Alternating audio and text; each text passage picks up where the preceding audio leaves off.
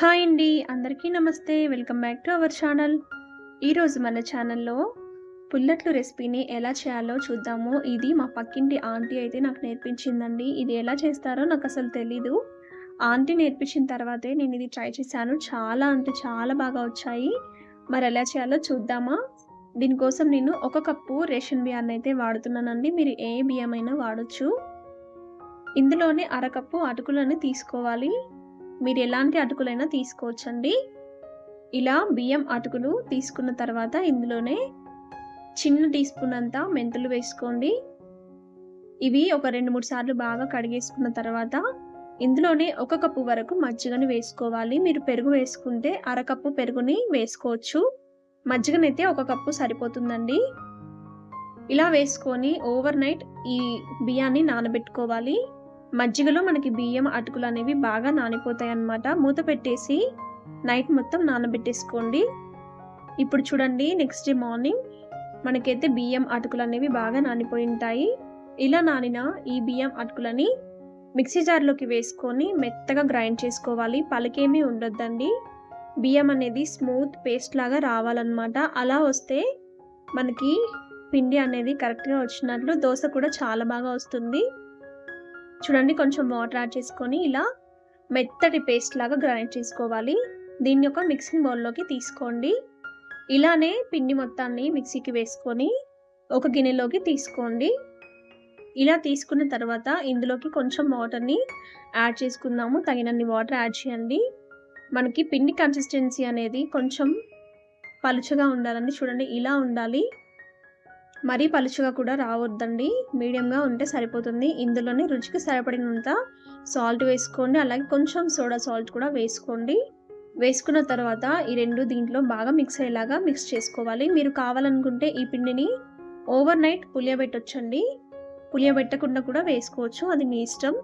దీనికోసం చట్నీని ప్రిపేర్ చేసుకుందాము. ఒక ప్యాన్లోకి పల్లీలని వేసుకోవాలి.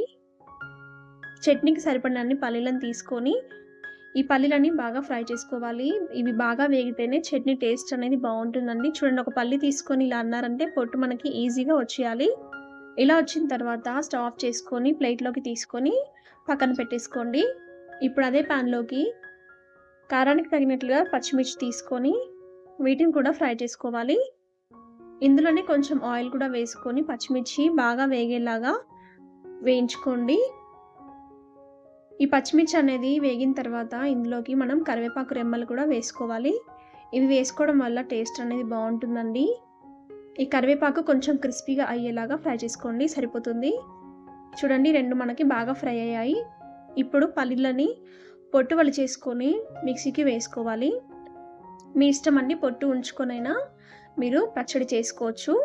మనం తీసుకున్న పల్లీలు ముందుగా వేసుకొని ఇందులోనే మనం వేయించుకున్న పచ్చిమిర్చి కరివేపాకు కూడా వేసుకొని ఇందులోనే పొట్టు వలిచేసిన వెల్లుల్లి వేసుకొని కొంచెం చింతపండు, కొంచెం జీలకర్ర వేసుకొని తగినన్ని వాటర్ కూడా యాడ్ చేయాలి. నేను ఇక్కడ సాల్ట్ వేయడం మర్చిపోయానండి. తగినంత సాల్ట్ కూడా వేసుకొని మూత పెట్టేసి ఇలా చట్నీ గ్రైండ్ చేసుకొని బౌల్లోకి తీసుకోండి. ఈ చట్నీని ఇప్పుడు పోపు వేసుకుంటే సరిపోతుందండి. స్ట్రీట్ స్టైల్ చట్నీ అనేది మనకి రెడీ అయిపోయింది. టేస్ట్ చాలా బాగుంటుందండి. ఇడ్లీ, దోశలకు కూడా ఈ చట్నీ టేస్ట్ అనేది బాగుంటుంది. ఇలా పోపు వేసేసుకుంటే మనకు టేస్టీ చట్నీ రెడీ. ఈ చట్నీని పక్కన పెట్టేసుకోండి. ఇప్పుడు దోశ వేసుకుందాము. దోశ వేసుకోవడం కోసం ఫస్ట్ ప్యాన్ పైన ఆయిల్ వేసి ఆయిల్ కొంచెం స్ప్రెడ్ చేసినట్లుగా చేసి దీని మించి దోశ వేసుకోవాలండి. ఈ దోశని స్ప్రెడ్ చేయకుండా పర్లేదు, స్ప్రెడ్ చేసినా పర్లేదండి.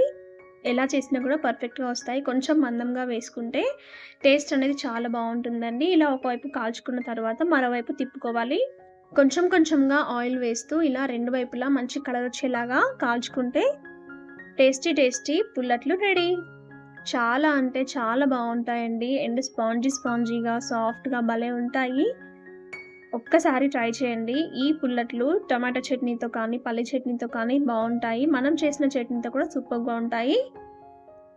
మీరు కూడా ట్రై చేసి ఎలా వచ్చిందో కామెంట్ చేయండి. రెసిపీ నచ్చితే లైక్ చేయండి, షేర్ చేయండి. ఇలాంటి మరిన్ని టేస్ట్ అండ్ ఈజీ రెసిపీస్ కోసం మన ఛానల్ని సబ్స్క్రైబ్ చేసుకోండి.